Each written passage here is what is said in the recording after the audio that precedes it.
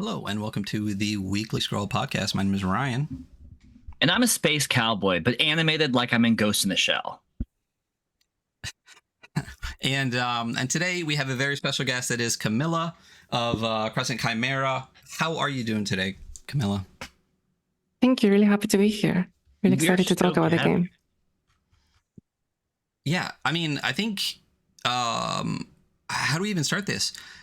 I mean, congratulations on being extraordinarily funded, and from out of nowhere you came in, and I think the entire scene took notice very quickly to how gorgeous and awesome this project looks. So I guess before we get going, like, who the heck is Camila, and how did you kind of come in and just blow everything up like this?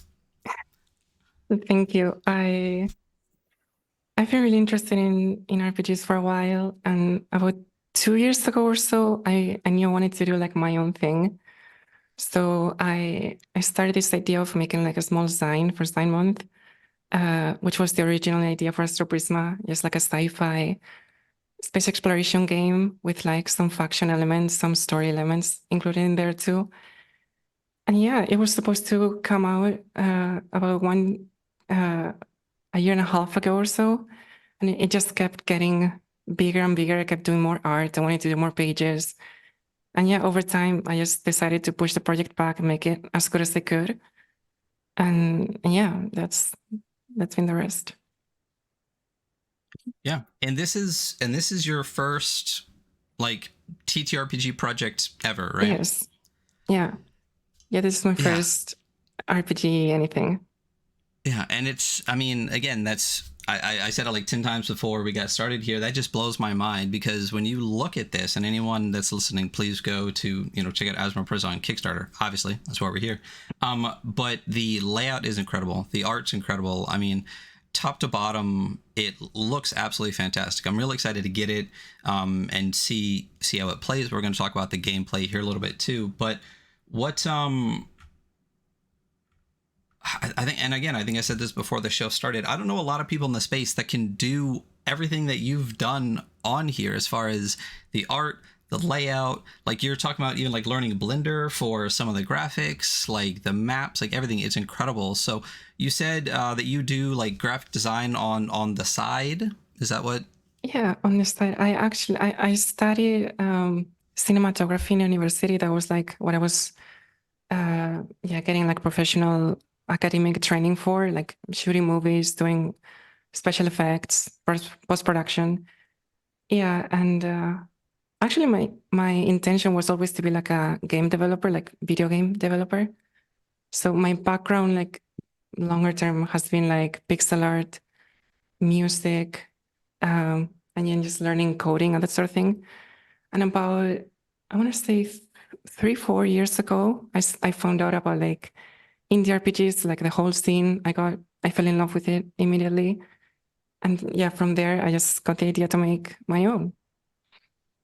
Very cool. And what is your background in like playing tabletop games? Like, what's your go-to game, and what games have you been playing? My go-to game, I would say, I really like sci-fi. I think that's part of the reason why I found out about indie games, even because Dungeons and Dragons is like, it's so big. But if you like sci-fi, it doesn't really offer that. So I feel like if you like science fiction games, you have to go out of your way to like find indie stuff that is like Mothership, Death in Space, something different. And and I would say Mothership is like my favorite. It's like the one that really made me fall in love with it. The graphic design, especially in the expansions, like A Pound of Flesh, Gradient Descent, like they're all amazing. And then I got really into solo games. And I would say solo games that I really like. I would say my main one is Miru. I mentioned that a lot that's like my favorite by far. And then I would say something like Thousand Empty Light by Alfred Vallis, another amazing one. The soundtrack of that is really good. I do music, so playing that game with the soundtrack by the side is like one of my favorite experiences with RPGs.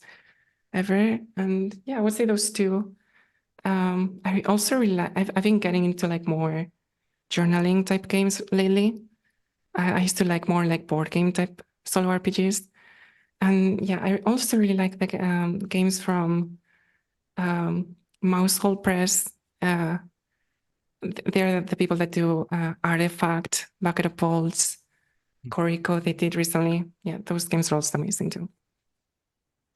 Yeah, I mean that's definitely a high list to shoot for. When you look at the touchstones in your Substack on the Kickstarter page, like you said, Miru Hinakoto does amazing stuff. I'm so excited to finally get a box for all of it after the new Kickstarter. Yeah, me too. Yeah, Rune, Notorious, 1000 MC Likes, like you said. I mean, Alfred Valley is an insanely amazing solo game designer. So and just designer. Yeah. Yeah. Period. Yeah. But great inspirations to have for this, and I assume you fell in love with solo RPGs, and that's kind of why you made your first game a solo RPG. Is that a good assumption? Yeah. The thing with like being into RPGs is that I feel like you end up collecting so many without playing them, like going on each, Really? going on try. I don't Yeah, know like what you're talking about. I don't. What do you mean? Yeah, like any month, like I can buy like 5 to 10 RPGs on each that I love, like even small games. And I feel like with solo games, it's much easier to like establish a connection with them, because I think I've played every single solo game that I own, but with like multiplayer games, it's much harder. You have to find like the right group and have the time for it. Even if you had like the best group that is like super into all these indie games, like you would need days and days to just go through all of them.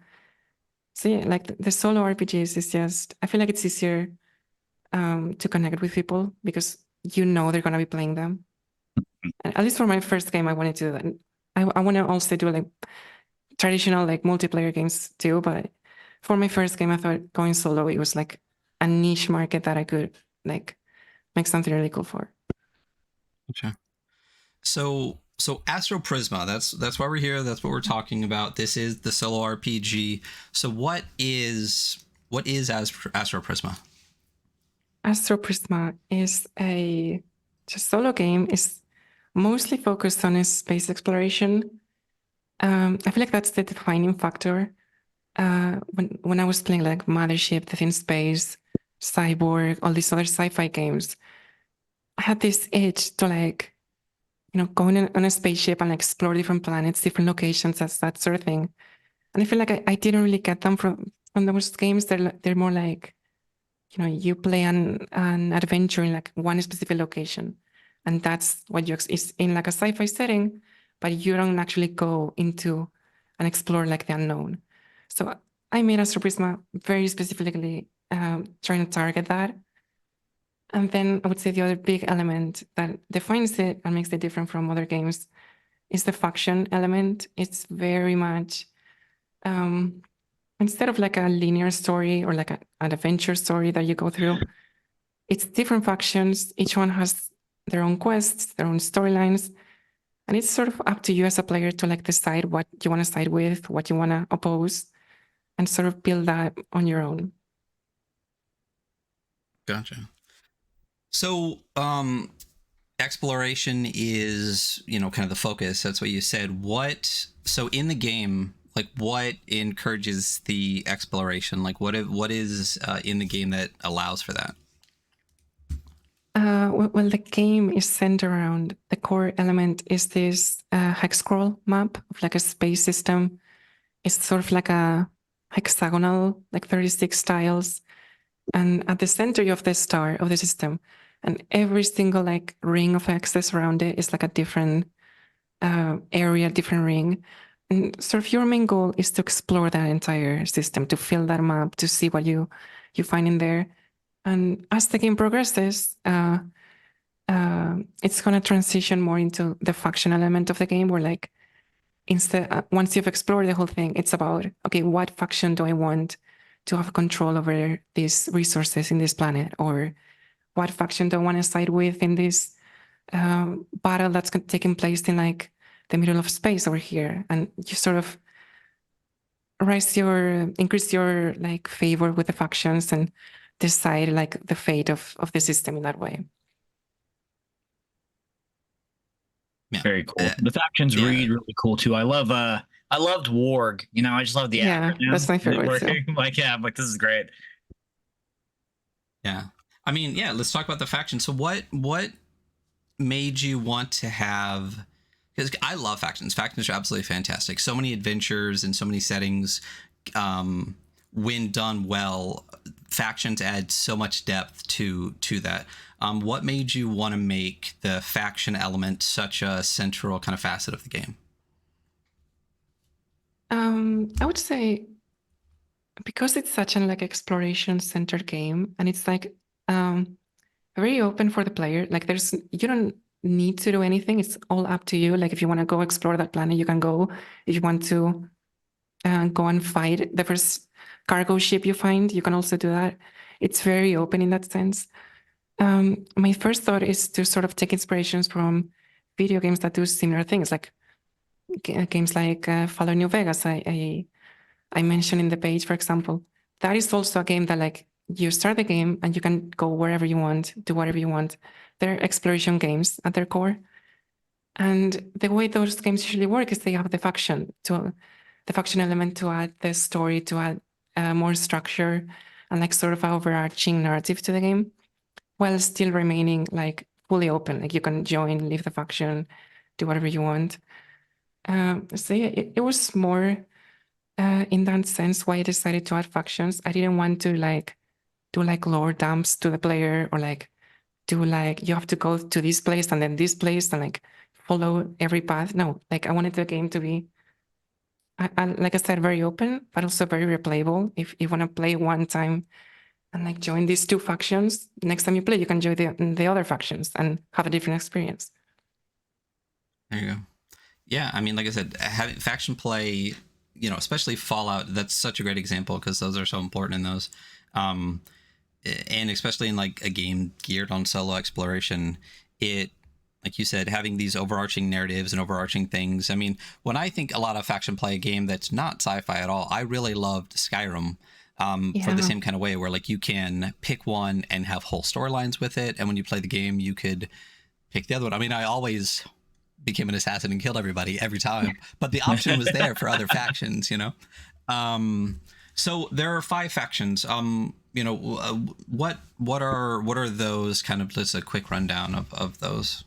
Yeah, there's 5 of them. I wanted to do factions that were a little bit that sort of cover every not every trope, but like every corner of sci-fi that you want to experience in a game like this, but it sort of be a little different than, you know, like the Star Wars thing of like the Empire is like the faction and then the rebels. I wanted to do something a little bit different. So I made 5 factions. The first one is Warg, like you said. That is like sort of guerrilla faction, very like very radical sort of eco-terrorist sort of organization. It's really cool faction, but it's also gonna put you in like a very interesting sort of decisions that you're gonna have to take, or like have your own ideas or your own standing within the faction. Then there's Corsair Syndicate, which is like your bounty hunter faction, outlaw faction that is gonna give you like quests to like, you know, bounty contracts to like go to this planet and kill this person, sort of thing. And if you're more an amoral type of player, you can do those things too. There's Medusa Sector, which is like a hacker faction. If you really want to go into like that sort of character, that side of the game, get hacks, increase your character's mind, get a lot of cyber tech, that whole thing. And then there's the Intersolar Federation, which is like a trade federation. If you want, that's for like if you want to be like a space trucker, if you want to do cargo missions, like take these people or like these materials from this factory planet into this space station and that sort of thing.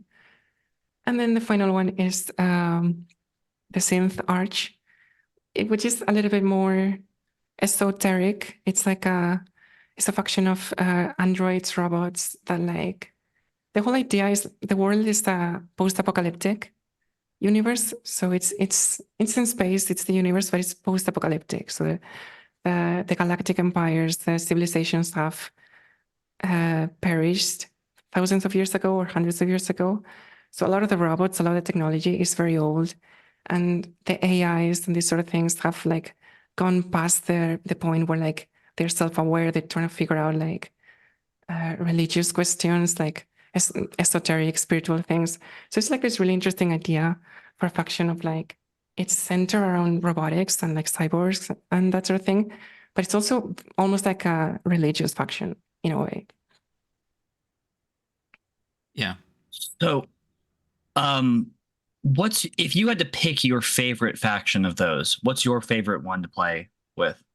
My favorite one to play, that's a hard question, because I on purpose started to do every single one very fun. And I have this thing where like I know my own like tendencies as a player. Mm-hmm. Like if I play like something like Dungeons and Dragons, I always try to like make warlocks or sorcerers, and I probably am never gonna pick a warrior. So for this game, because I know that is like my tendency, I want to make the warrior character equivalent in this game extra fun. So even someone like me that doesn't like warriors would have a lot of fun playing a warrior character in Astroprisma, which is in this game is like a eco-terrorist sort of thing. So I would actually say Warwick is my favorite one, because I really went out of my way to like make it really fun, even for people that don't like combat-centered characters. Very cool. Yeah, very cool. I mean, I immediately gravitate towards Corsair Syndicate and Synth Arch, but that surprises nobody, because you're right. We know who we are as players, and I'm very well established as an edgelord piece of shit. So so the actual gameplay mechanic, because there's a whole spread here that's stunning. That's like the combat spread. It's one of the first ones I saw that I was like, again, completely blown away. You have these 6 archetypes for characters. There is combat mechanics. As far as the actual gameplay loop with the characters and everything, how does it actually run? The best way I can describe it, the easiest way to describe it, is like it's very similar to a game like Miru, where like you're moving through the map one hex at a tile every time you move. In the game, like every time you move a hex is called one cycle. So the idea is that one day is one hex sort of thing. So you move hex by hex, you roll on the tables, you generate what you explore, you get events, encounters, characters, and you go exploring one tile at a time. And depending on what you encounter, like sometimes you encounter a ship, and you can get into ship combat, you can talk to the other ship, trade, do anything you want.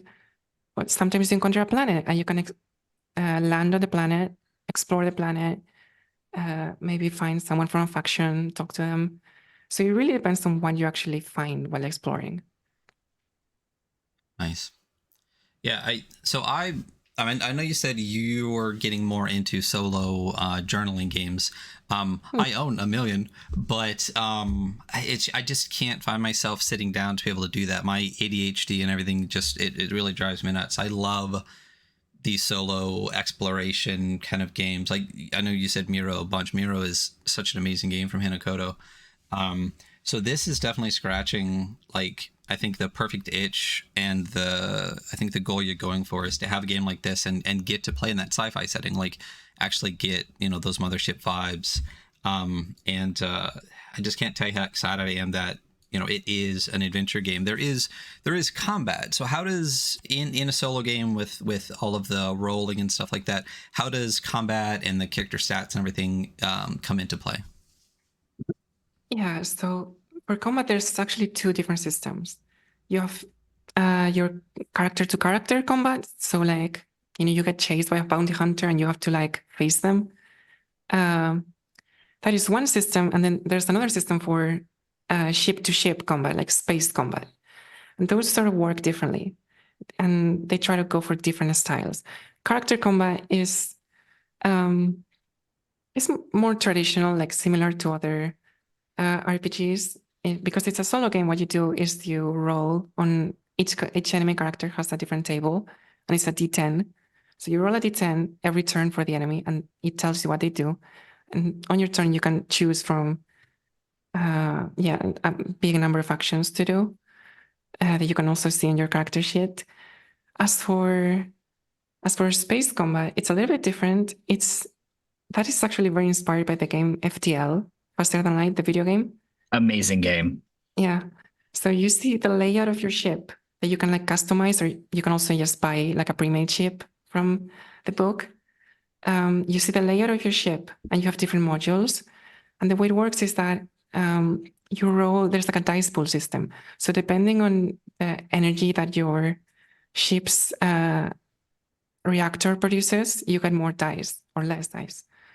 So say you roll like 3d6, and then you allocate those d6 results to the different. So for example, you put a 5 and a 6 on your weapons to do damage, and then you put a 3 on your shields, so to defend your ship from the enemy attacks. And then on the enemy turn, you roll d10 on their table. You do what it says on the table, and then again it's your turn. So there are two different systems. I try to make it varied, so it never gets boring. You're going from one to the other, and it can make it fun for like longer playing sessions. And yeah, ship combat is more tactical, again, more FTL centered, and the regular is more traditional RPG combat. You have some great touchstones on this. Like, I love FTL. I love Ghost in the Shell. Like, we all love Alfred Valley. Like, this is like, I'm really incredibly excited to get this in hand and play it. So beyond the book, what other rewards come like as part of the Kickstarter? I say there's a lot of other stuff on here. Yeah, so when I wanted to do like the expansions or adventures for this game, I just kept thinking about Mouse Raider, because like my favorite way of doing expansions, where like you can get this pack of like a bunch of small expansions that are like trifolds, and each one is super unique, it has its own aesthetic, its own graphic design, its own setting almost. So when I wanted to do an expansion for Astroprisma, instead of like just one sign that's like 30 pages, I said I want to do like 7 expansions that are like each super unique, super different from each other. And that's basically what you can get. You can get there's a pack, the expansion pack that you can get in the deluxe edition, which is 5 trifold expansions. And then if you get the Astromancer edition, which is like the everything bundle, you get an additional expansion in there, which is a little bit bigger. It has like its own setting, its own location, sort of thing. And also because we hit a stretch goal, every single person that backs the Kickstarter now is going to get a free expansion. So even if you back just the book, the most basic physical tier, you're going to get a free expansion. That is written by Jess Levine, which is the author of Planet Fist and so many other amazing games. And I'm super excited to like see what she comes up with to do the graphics for that one. Yeah. Yeah, Jess Levine's fantastic. Yeah. There is so much in this project. Like, not that it's like too much or anything. It's impressive how like filled in this is, like all the way. I know we keep saying like, wow, for your first project this is so impressive, but like also, wow, for your first project this is really so impressive. Yeah. Well, I mean, there's the journal that comes with it as well, right? Love a and journal. Then there's poster map. I think, did the stretch goal, have you hit all the stretch goals? Like, isn't there going to be a soundtrack now as well? There's going to be a soundtrack. There's going to be an online generator. There's going to be other extras. I got updated because we just hit 90K today. And I don't think I've updated it since we hit 60K. So there's like even more things that are going to come in down the pipeline. So yeah, there's a bunch of stuff. The next thing I'm looking forward with the stretch goals is I'm trying to get it in like a VTT sort of software. So you can play the entire game fully digital, fully integrated. And yeah, especially for a solo experience. Like I feel like that's going to be so much fun. Yeah. Do you have any thoughts on, like, are you thinking about doing a VGT that already exists and just making a module for it, or having like your own kind of like website for it? Or Yeah, the idea is to make to integrate it in Alchemy VTT, if you're familiar Okay, with that yeah. one. Oh yeah. Yeah, but I Yeah. also, like every single thing that I make for the game, I want it to be really accessible for people. So even if you don't play in the VTT, if you just want to play digitally, like all of the character sheets are going to be like editable, like writable, so you can edit them, change them. If you get the digital journal, not just the physical one, but like if you get the digital, that's also going to be editable, so you can keep track of everything there, write them up there. Yeah. We're massive fan of like digital tools, and I love like form fillable character sheets, and it's cool that it's becoming more prominent, but it always surprised me that it's not like everyone should make one. A lot of people are playing online now, so it's really cool to hear that you're making them, because I play solo games on my like 2 screens where I have everything divided Same. up, and I'm Same. like, so it's really nice to like, oh cool, I don't have to like open a Google Doc and just kind of like make, or like Google Sheets and like make my own. So very excited for that as well. One of the the soundtrack is, I'm very, very excited for that. Are you, so I know you said you do make music. Are you also doing the soundtrack as well? Yeah, I mean music. I have like Yeah. a synthesizer here. So yeah, like so far I've only made like I want to say 4 or 5 songs. Like the one that you hear on the trailer. That's the only one that I've finished. But yeah, like over the next month or two, while I finish the main game, I just want to have the entire soundtrack ready. And yeah, like ambient songs, like combat songs, every single thing, so you can sort of seamlessly put that alongside you when you play. And like I think it really helps immersion. Absolutely. It is so impressive how much stuff you do. It's Thank crazy. you. Like, yeah, I did Yeah. all the art and I wrote the game. I'm writing the soundtrack. I'm like, oh my God, I'm I bad did at the layout. I did the everything. promo. I did the, yeah. Oh yeah, I make music. I'll just add that too. Is that a It's little, insane. is that a Yeah. little mini MPK you have over there though? Yeah, Yeah, it's a good one. MPK Mini. Yeah. Yeah, it's a great one. Um, but I will say one of the stretch goals I was most excited for was the co-op rules. So how Yeah. does that affect gameplay, and how are you bringing co-op into it? So the way I want to do it, I want to have very comprehensive rules that like fit different play styles, because since it's a solo game, the game plays really well as like a GM-less experience, because being a solo game, like essentially the game is like the GM, so you don't have to do anything. So for like a 2-player, 3-player plus co-op game, I think it fits really, really well. And then outside of that, I also want to do really comprehensive rules for GMs. So if you want to play the game like a very traditional way, or like you GM the game for like 3 players or so, I want to have like designer notes, tips on how to run the game, uh, examples of play, that sort of thing, and just like really help the player like seamlessly adapt the game into their session. Again, like being a solo game, like so much of it is super easy to use, even for other RPGs. Like if you want to use like the planet generators for any other sci-fi RPG, it's like super easy to adapt. But yeah, I really want to have like super comprehensive rules, and everything is going to be in the core book itself. So it's going to be right in the book when you get it. Nice. Yeah. Again, just crazy that your first project is one of the most like beautiful, thorough projects that we've looked at in a very, very long time. So Thank you. that's amazing. I know you said there's more stuff coming with the stretch goals. You already hit 90K today. 90. It's almost $100,000, but it's 90K euros. Yeah. So I mean, hopefully we hit a couple more stretch goals. But what's after this project is done? Like, what's the future for Astroprisma? You're already creating like 6 expansions for it. Do you have thoughts on even more, or is your, when you get there, the next thought something completely different?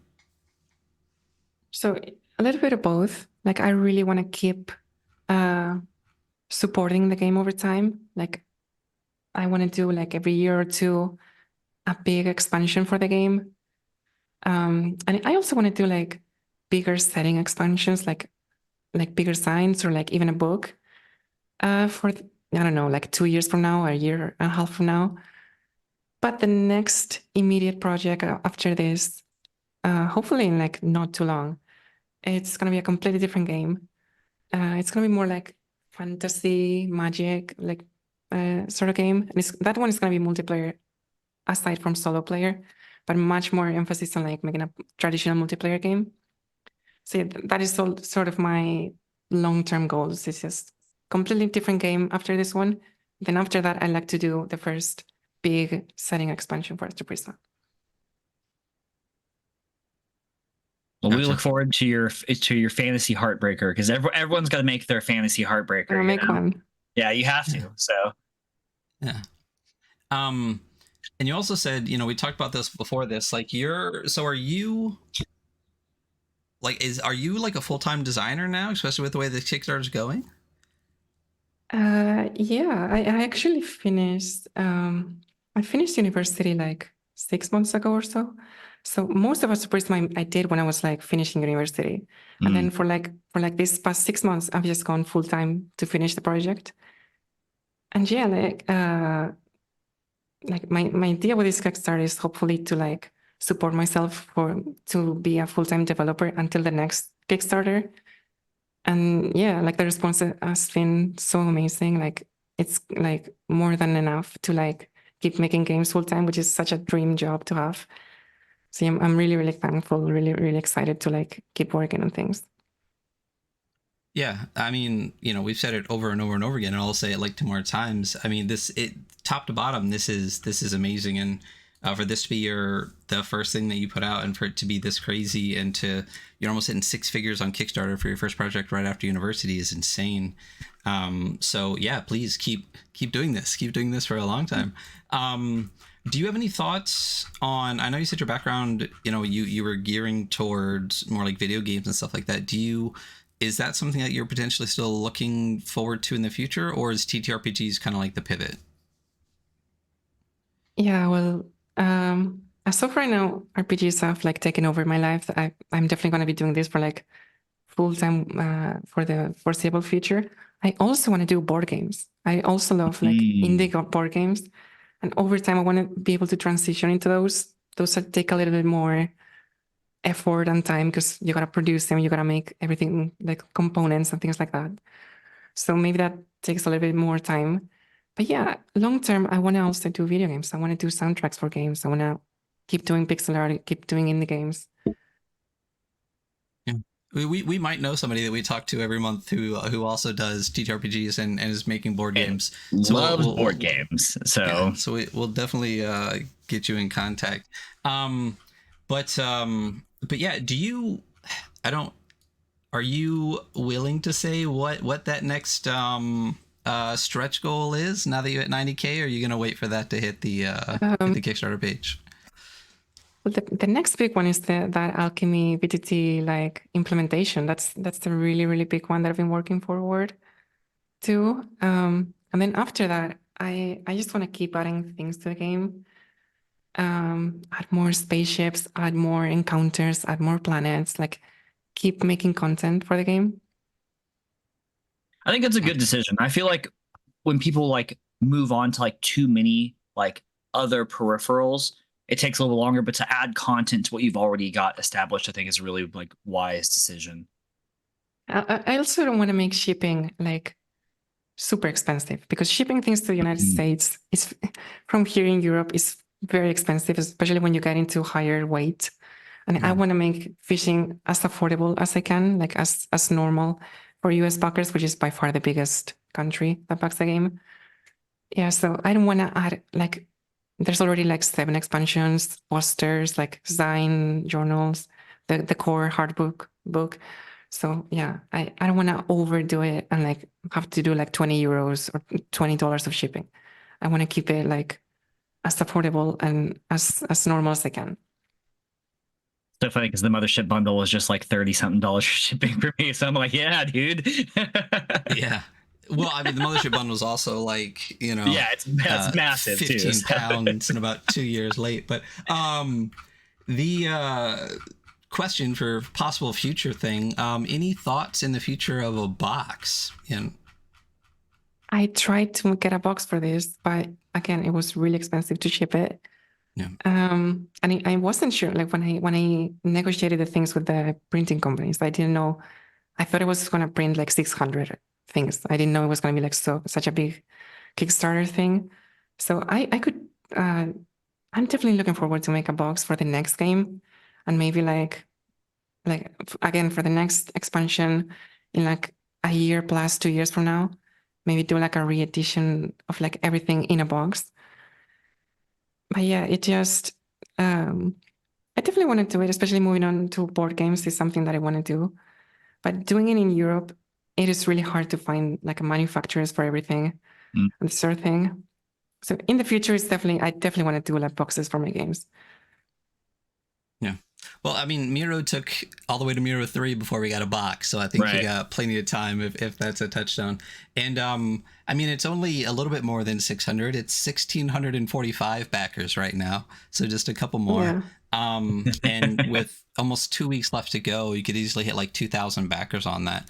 I mean, you've obviously put in an incredible amount of work. Like, to be like, how does it feel for this being your first project to blow up this big, to have this many people so excited about the project, and to honestly raise this much money on Kickstarter like right off the bat? Like what is that? I mean, I can't even imagine how that feels to kind of drop your first thing in it to be this big. So how has that been? It feels really strange. It feels very reassuring because like working on 2 years for something on your own without showing anyone, and then all of a sudden you get all these people loving the game. That feels really good, obviously. After a point, like it's almost like you stop thinking about it. Like once I knew that I could make like enough money to keep making games as my job, I didn't really care if I did like twice as much or just that amount of money. So yeah, it just feels great. It feels great to be able to do stretch goals, to like give backers like at the best product I can give. And yeah, to be able to like subsidize shipping so you get it as affordable as you can. And just use the money to make Astroprisma the best game it can possibly be. Yeah. Yeah, I mean, I think that it's kind of the fact that you like keep it completely to yourself is just so different than what so much of the indie scene does. Like a lot of people will drip out little bits and, you know, do kind of things. But you, like I said, just kind of burst on the scene. Did you just kind of wait until you felt like you were basically done and had the Kickstarter ready to go to just kind of go, everybody check this out? Yeah, I'm not like super. I feel like I'm a very creative person. I like spending as much time as I can creating. I don't really like handling social media, posting things, like doing marketing. So if I can like do like a big marketing push before the project comes out and then during the project and then go back to making art, that's like the way I want to do it. I don't want to give just every day like a little bit sort of thing. It's funny, I think the like almost like the mystique of anonymity and the quality of your art, like it did a lot of like because I remember on Twitter you posting a couple of pages like fairly early on, like at least when I first saw them, and just everyone retweeting it, including myself, and just being like, "Look at this! What is this?" I feel like that served you really well. I think that was actually a really good tactic for you know, not drip feeding the incomplete, but like, oh, here's the finished product. Yeah, I also feel like it's something that I experienced when like, because first of all, I've been a fan of RPGs much longer than I've been like a designer. So when I see someone like make a game that I really like, and it's like, oh, this is just like a teaser, you gotta wait an entire year till it actually comes out. You know, I want to like as soon as I show the first thing to be like a couple months before you can get the whole thing available for people. So yeah. So speaking of that, what's the timeline for this? I mean, it looks like with a lot of the spreads and stuff, you have so much done. You know, you like you said, you within a couple of months of dropping the first spreads on Twitter, the Kickstarter is already 12 days from being done. When can we expect to actually have all of this in our hands? Yeah, I'd say graphics and layout is like 99% done. Writing too. The game. I feel like the last thing I gotta do is like all of the stretch goals. So all of the everything that's been part of the stretch goals, and then send the game to editing and proofreading and that sort of thing. And as soon as that is done, I want to have the digital version ready for backers to play as soon as I can. I do want to post like some sort of like timetable of like this month the game is coming out. This month I'm starting to pre, and this month it's gonna arrive to the backers and so on. So people have like a very clear idea. But yeah, the game you can probably get the game ready to play next month, I would say. Wow. Really? Okay. Yeah.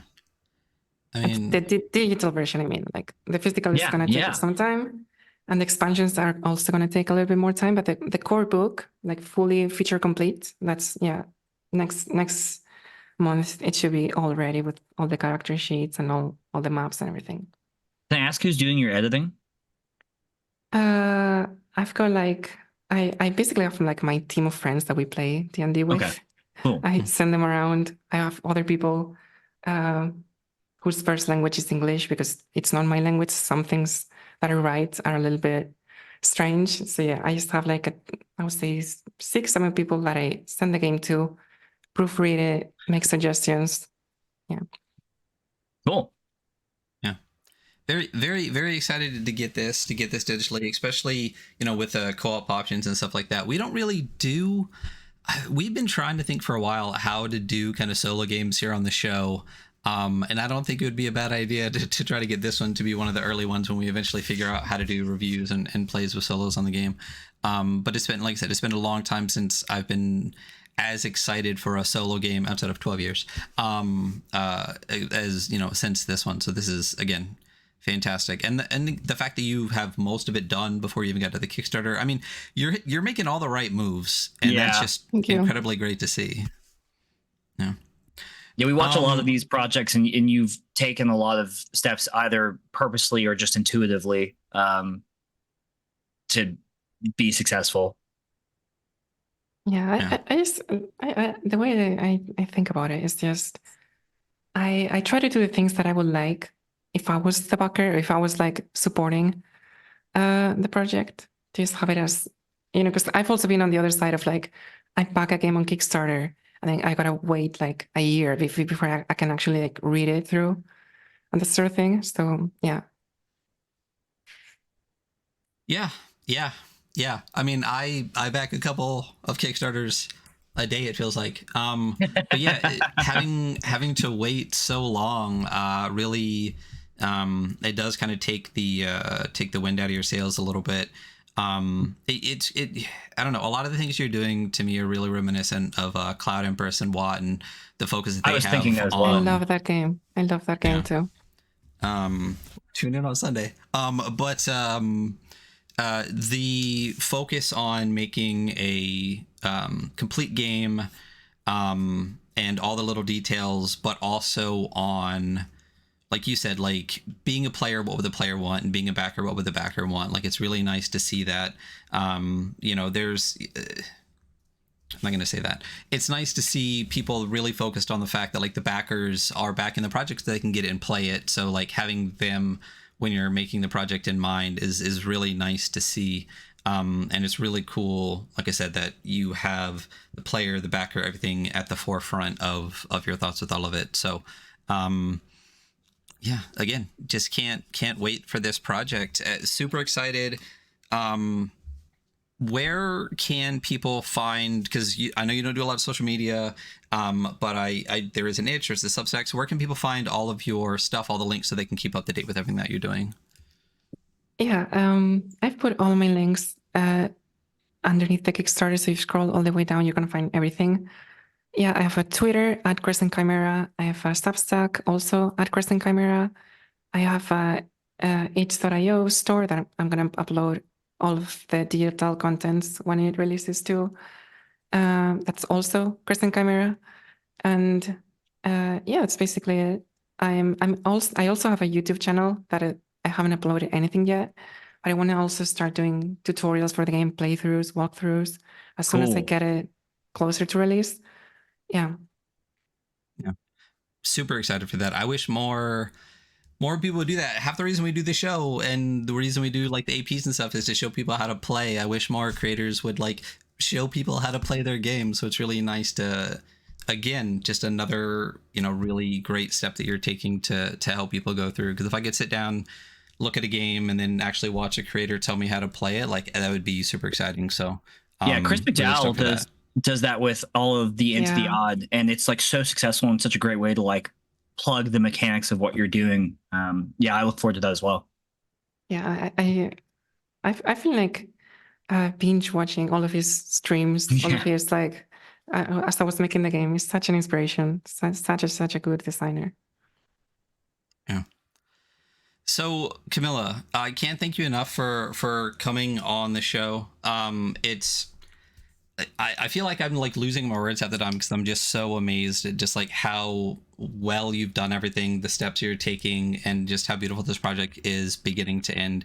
And I just really appreciate you being here and coming on and talking to us about it. Thank you so much for letting me come through and talk about the game. Absolutely, anytime. Hopefully again with your next project. Yeah, hopefully. Please. If you have anything you wanna talk about, let us know, and we'd love to have you on again, and be able to talk about it.